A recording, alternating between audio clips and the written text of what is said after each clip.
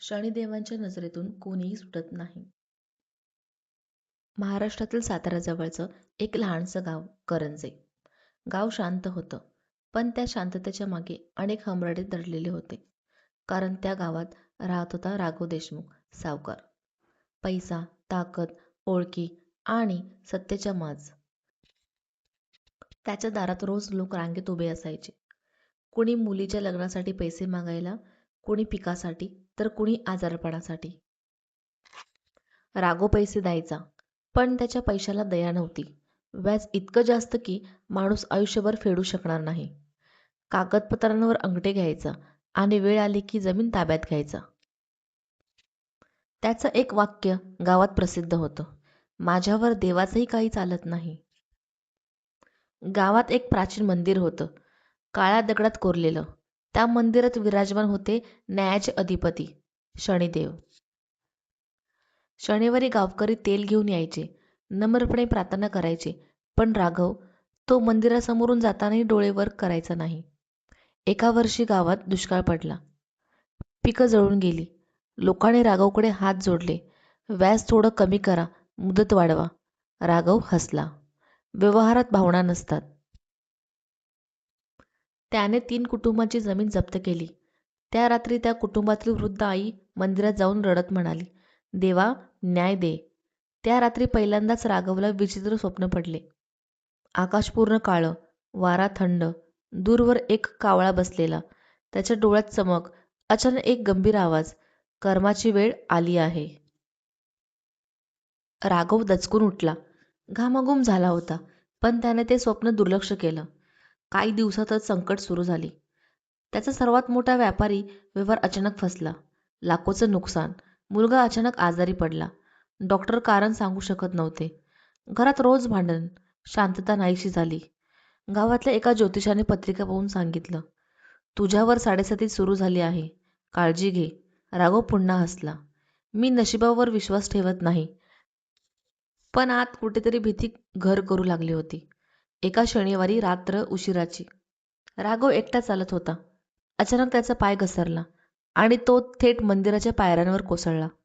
त्याच्या हातातून सोन्याची अंगठी निसटून मूर्तीसमोर जाऊन पडली. राघवने वर पाहिलं. ते काळे, गंभीर नेत्र त्याच्याकडे स्थिर पाहत होते. त्या नजरेत राग नव्हता, पण एक कठोर सत्य होतं. त्याला त्या वृद्ध आईचा चेहरा आठवला. पुजाऱ्याचे शब्द आठवले, शनिदेव शिक्षा देत नाहीत, ते कर्म परत देतात. त्या क्षणी त्याच्या डोळ्यात पाणी आलं. आयुष्यात पहिल्यांदाच त्याने मान खाली घातली. पुढच्या महिन्यात त्याच्यावर कर्ज वाढलं. ज्या लोकांनी त्याची चापलुसी केली ते दूर गेले. मित्रांची साथ सोडली. मुलाची तब्येत आणखी बिघडली. एक दिवस डॉक्टरांनी सांगितलं, उपचार चालू ठेवू, पण विश्वास ठेवा. विश्वास? राघवने आयुष्यात कधीच कोणावर विश्वास ठेवला नव्हता.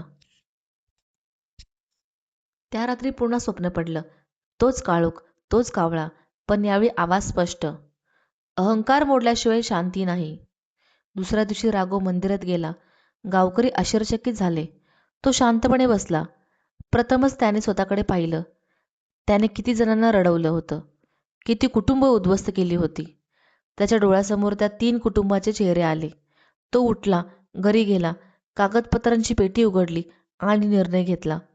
दुसऱ्या दिवशी गावाच्या चौकात त्याने सर्वांना बोलावलं. ज्यांची जमीन मी घेतली ती आज परत देतो. लोक थक्क झाले. त्याने व्याज माफ केलं. काहींना आर्थिक मदत केली. ज्या वृद्ध आईने प्रार्थना केली होती तिच्या पायाशी बसून माफी मागितली. त्या क्षणी त्याला मनात हलकं वाटलं. काही दिवसांनी मुलाची तब्येत सुधारू लागली. घरात शांतता पसरली. व्यवसाय हळूहळू सावरू लागला.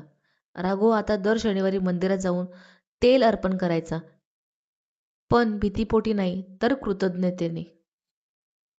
त्याला समजलं होतं, देव शिक्षा देत नाहीत, ते आरसा दाखवतात. काळ कठोर असतो, पण तो अन्यायावर चालत नाही.